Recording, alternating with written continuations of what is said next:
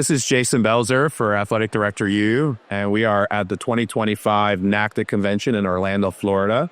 I am joined today by two very special guests. We have Jake Rosenberg, who is founder, partner of the Athlete Group, most recently Vice President of Football Administration at the Philadelphia Eagles.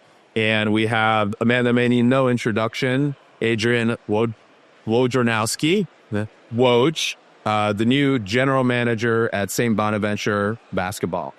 Gentlemen, thank you for joining me. So we are sitting here, it's 2-3 days after the House decision has come down, and we are essentially in a new era of college sports. And I don't know if that's more emblematic than you two sitting up here, two individuals that spent their careers outside the college sports space around professional sports and now into this. So and there's a lot of questions that we can talk about here. I'll start with you, Jake. You've obviously been doing this now for almost a year, and you've been embedded in a number of different college athletic football programs. What do you think is the biggest difference in the way that college athletic programs, particularly these football operations, are being run compared to your experience in the NFL? Sure. Thanks for having me on.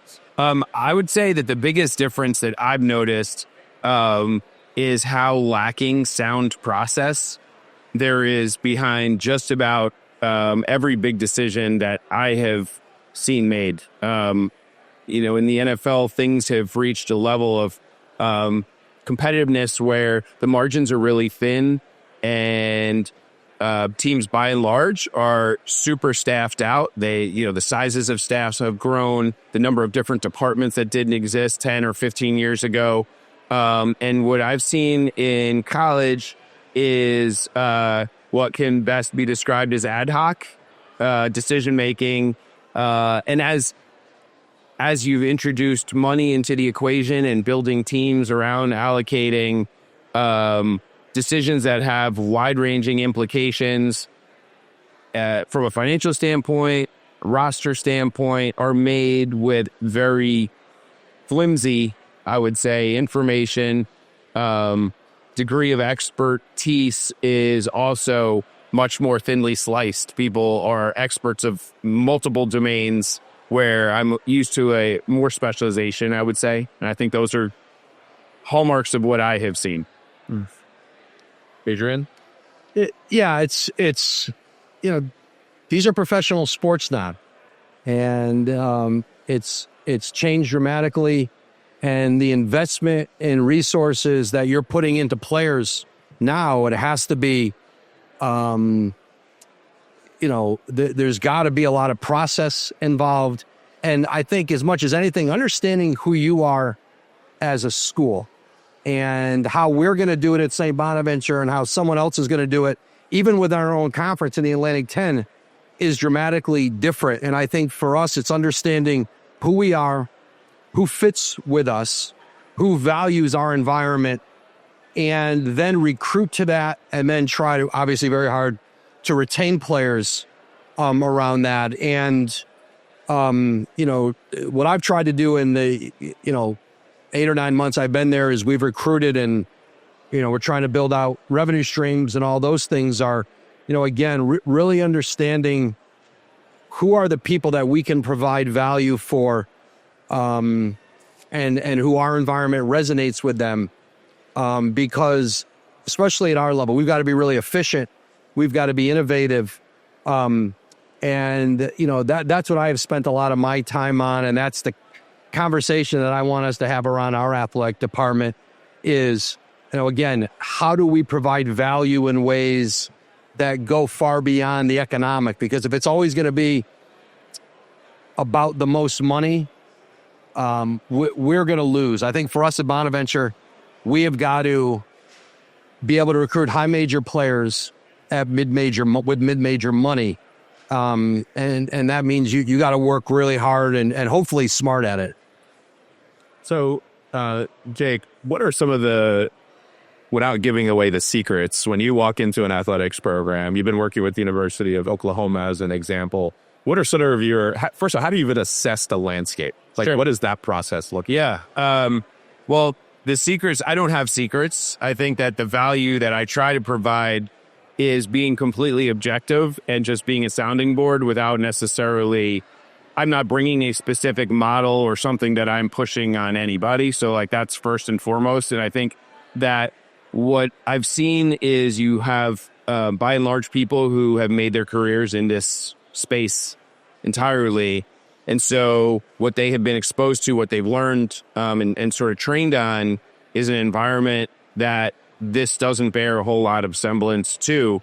So the first thing that I really try to do if I'm working with a school is get to know them, get to understand the coach, the program, what their culture is, what are the unique aspects that no matter how they change, you don't want to touch. You know, those are the things that you really want to maintain regardless of the, you know, structural changes you make or process changes.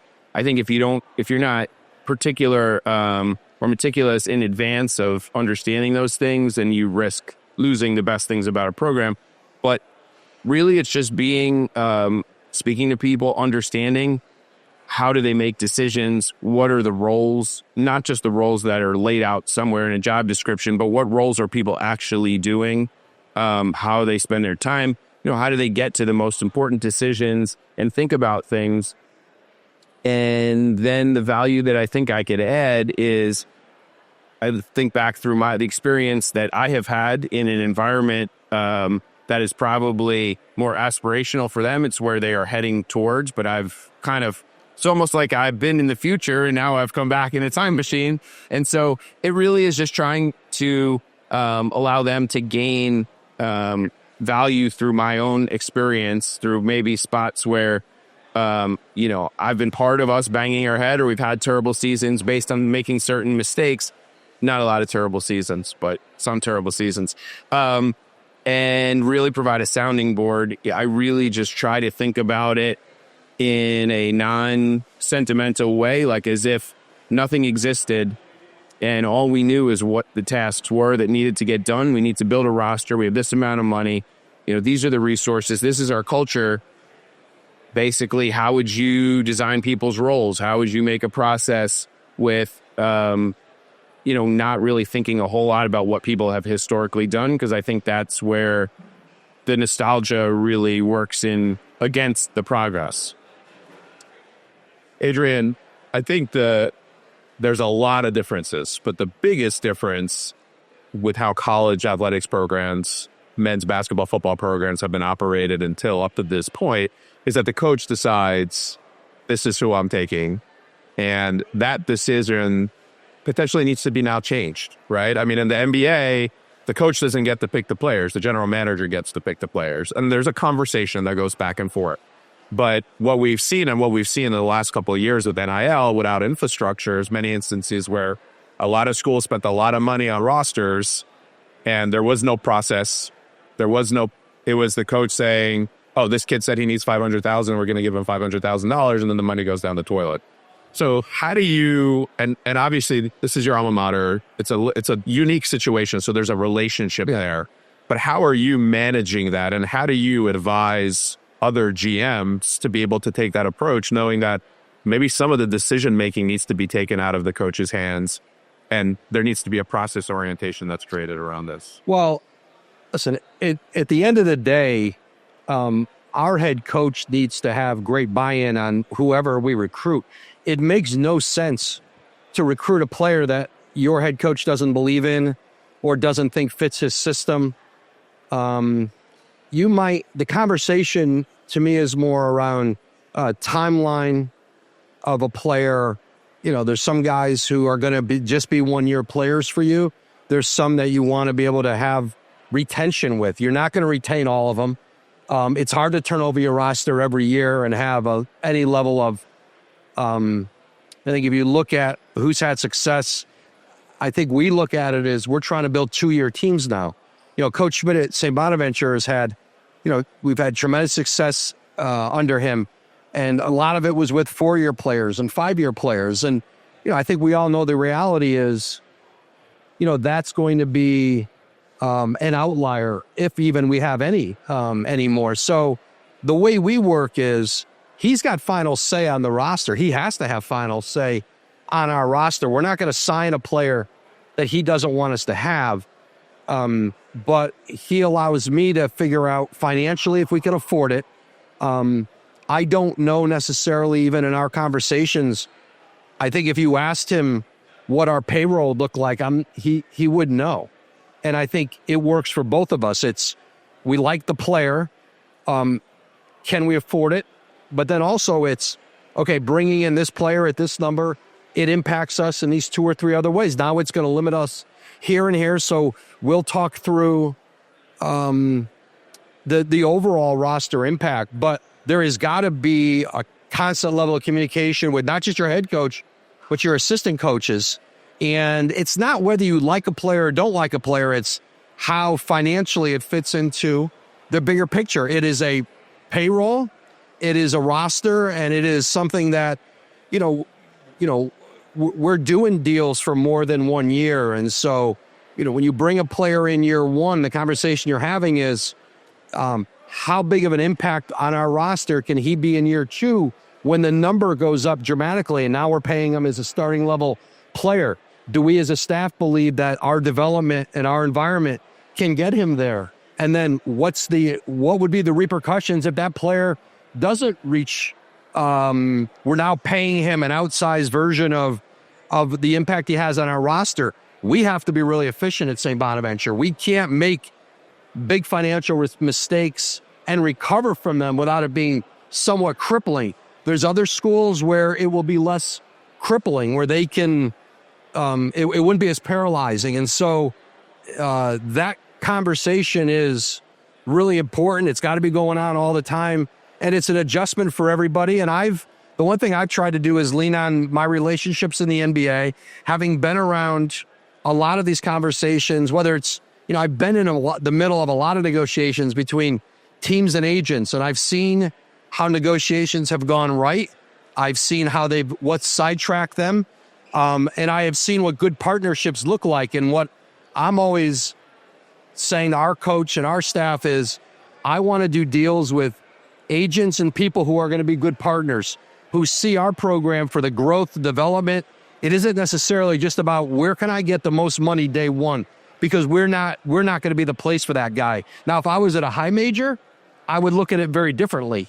But at our level, we need to find the folks who they want to be in that. I want to find agents and people who plan to be in that player's life for the next 10, 12, 13 years, not just the NIL brokers and agents. And those guys have built great models, and it's not a criticism.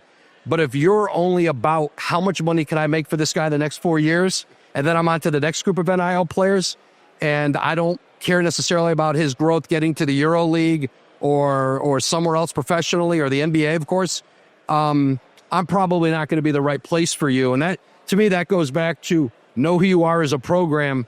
And but it's an adjustment for the coaches, and the growth and development that used to be done in 4 years. We talk about how can we get that done in 1 year, in 2 years, because we want to show the next player and the next recruit, look at the growth on the court this player made, look at the financial jump he made to another school or professionally, and that helps us recruit the next player. Yeah, that was like, I think that was interesting to me, because there are so many of the things that you just discussed that I talk about all the time in terms of that partnership, between a GM and a coach. The GM is trusted to do a lot of things, but one of the most overrated things in the NFL, I think, is like final say over a roster. No one should be putting players on a roster that, the coach shouldn't be putting players on a roster that the scouting staff and GM don't think can play, and vice versa.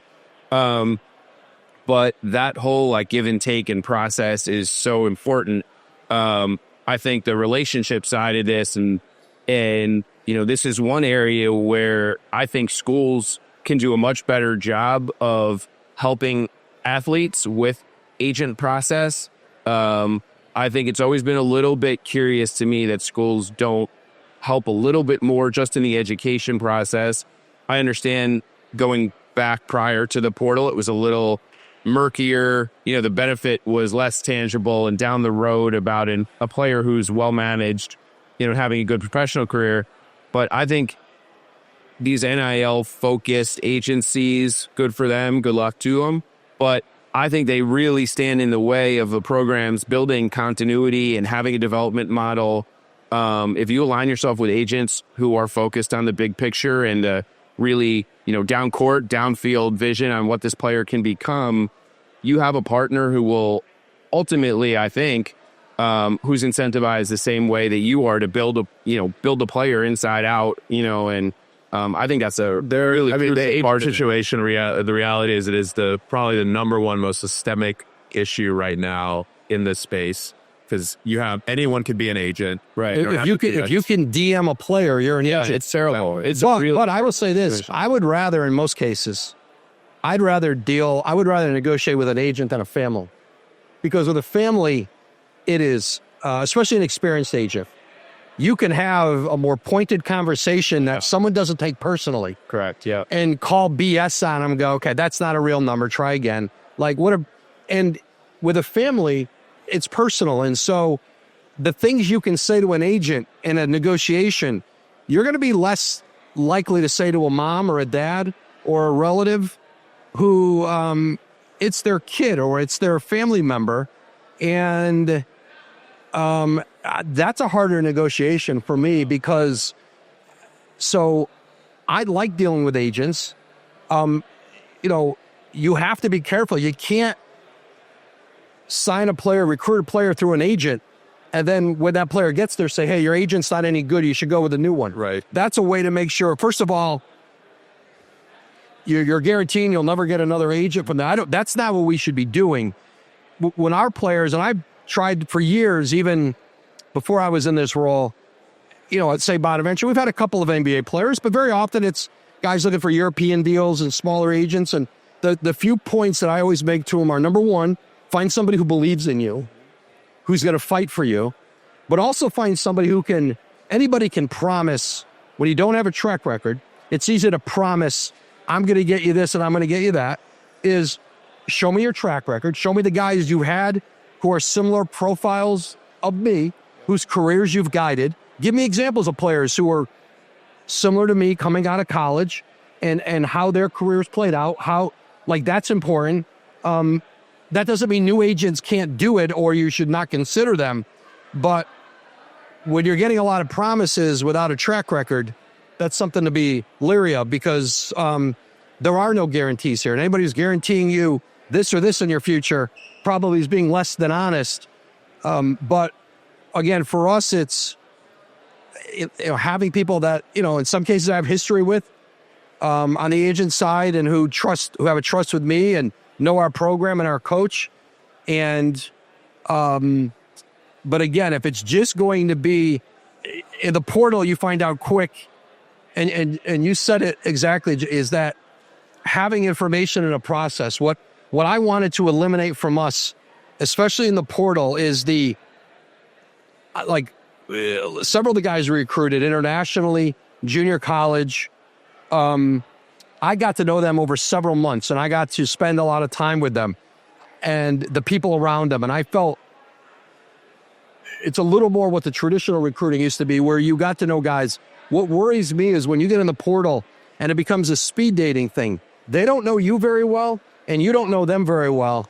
And I, as much as I can, eliminate, either you're anticipating who's going to be in the portal and you're doing research on, you can't do it on everybody. It's a massive, but you focus it in geographically with certain agents, and you do that background where you think, well, if this guy's in the portal, we're going to be involved. And I want to have all these questions answered in my mind before we start meeting with them. I don't want us to get to know each other in 3 or 4 or 5 days and then have them signed. That's a recipe for both sides. And so when we're going to invest money in players, and I tell our staff this, is we really need lots of information. And I do think my reporting background has been helpful in this way of where to, again, going back to relationships you have, how to get good information, how to get the truth. And that's important as an entire staff, because the money you're investing in these guys needs to be money well spent. And if you're going to go back and ask people again to give again next year, and that money was poorly spent, you're going to have a harder time getting back with them. And that's why, for us, as much as we can know about a player, that doesn't mean you're always going to be right, but you're hoping to put yourself in a position where, you're increasing your odds a little bit. I mean, a lot of this could be solved if there was a collective bargaining agreement at the end of the day, right? If you can actually bring the kids to the table, bring the agents to the table. Do you see that for college athletics to continue to be prosperous, that there needs to be some more guardrails built around the system? I believe in that. I believe over the short to medium term here, there will get more guardrails. I think the employment status, whether that's a thing, whether it's formally a CBA, I think those are likely down the road. I just think it's an inevitability. I think when you look back to the implementation of salary cap type structure in other professional leagues, historically, there weren't all the answers on day one. It was a multi-year process to figure things out. And I think when you take the long-term capital needs of these programs and to some degree the probably unsustainability of the spending and things like that, I think there will be big picture capital needs that will be the impetus for restructuring and doing things that wind up leading to some of those, how they materialize way outside my lane. But I think there's that. I think, practice rules specific to football, probably more of a priority. College practice schedules are aggressive, and probably would be one of the first things that would be regulated in a CBA environment in college football. But yeah, I think it's inevitable that those things happen. Yeah, at our level, at the mid-major level, it's so much less of a concern. I understand why the high majors would want to do it because of the salary cap and putting a cap on players who didn't negotiate the way the NBA Players Association or the NFL players, they've negotiated a financial system that's capped. You'll be surprised to know, say Bonaventure is going to land a little bit below the $20.5 million salary cap this year. Well, we will not be in luxury tax. But I think that's more of a high major issue. We're fighting for our life at our level. I'll let those guys fight that out. But, for us, things like having players' health, having our contracts, being able to financially protect ourselves with insurance, protecting against injury, potentially, fair market value, incentives in deals and, potential, being able to protect yourself against the portal, putting some mechanisms in place. And like the partnership we have with Players Health allows us, if I'm giving to say Bonaventure and I come to you and say, hey, here's a player that's going to be really important to us. We're trying to sign him. And I get 5 or 6 of our supporters together to help me get to a number that would maybe allow us to get him. And then that player potentially gets injured and that money's out the window. To me, it would make me less apt to want to give again. But having Players Health, having the mechanism where we get those contracts insured, where that money is put back into our payroll for the next year, that has a huge impact on, giving donors a peace of mind with giving to, what are essentially going to be player salaries now. Yeah. So my last question for the both of you is, you both have taken a unique road and you were both in really cool positions, right? The VP of football for the Eagles, multiple Super Bowls. Woj, you built a category of journalism in this new era. What made you guys decide to say that chapter's over and I can parlay what I built to go do something completely different?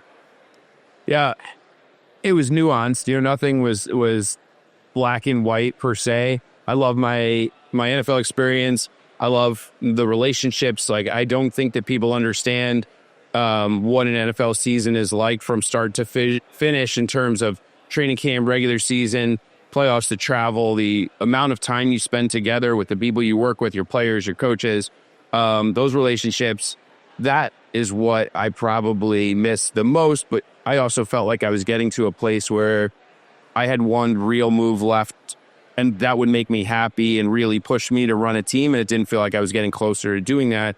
So the question in my mind was, am I okay just sort of playing out the string, and just going forward until someone taps me on the shoulder and tells me to leave? Or, I've always wanted to build a business. It was a multi-year process in partnership with Howie and talking through just, if I can't move up, I probably wind up moving out, on my own. And this was an area where it was obvious I could parlay the experiences most seamlessly, and my network to some degree. I could parlay this into giving myself a head start and trying to figure this out. And I still feel like 1 year into this, I'm definitely figuring out the business model. I didn't have a year or two to sit there and strategize pre-launch. It's just, make it up as it goes along. Hope to not fall on my face too much, pay my bills so my kids aren't hungry and naked, and, keep it moving. That's it. Be open-minded and opportunistic. Those are kind of where I'm at on that. Trey? Yeah, for me, the chance to return to, say, Bonaventure, obviously I'm an alumnus. Met my wife there. Her family, my brother-in-law played basketball at Bonaventure. It's been an important place in all of our lives. And for me to be able to, at the kind of where the inflection point was in college sports, I thought I could be helpful. And I just was at the end of what I wanted to accomplish in my journalism career and at ESPN. And, proud of the run I had, and loved every day there. But, I felt the pull of something else that I really wanted to go toward. And so, it's been everything I hoped and more. It's certainly a lot of, every day is a challenge. There's a lot to try to figure out, but I love being around our players and being at our university. And I've really enjoyed recruiting. It's been fun because I really believe in the place I'm selling. I've lived it. Examples of a lot of guys and women who've lived it, and it's made a huge difference in our lives, and a great coach. And so for me, it's been, I've enjoyed this puzzle of trying to put a team together. But I've not really looked back at my other career and looked back and had any sense that I wish I was still doing it. I kind of knew I was ready to move on. And I think it was a little easier for me because I was moving towards something I really wanted to do. And so, I've really enjoyed this process. And at 56 years old, to learn something entirely new, and it's invigorating to find yourself, you're always trying to learn, but in whatever you do, but I'm really, drinking from a big cup and trying to take on everything. And so I've really enjoyed that part of it, is challenging myself to understand a new discipline and take some of the things I have been exposed to in the past of my previous job. And I've seen where they can fit here. Well, gentlemen, I wish both of you very well on your journeys, and I'm looking forward to having this conversation again in a few years. Hopefully we'll make some progress. There's a lot of building that we need to do. Yeah. Thank you guys. For sure.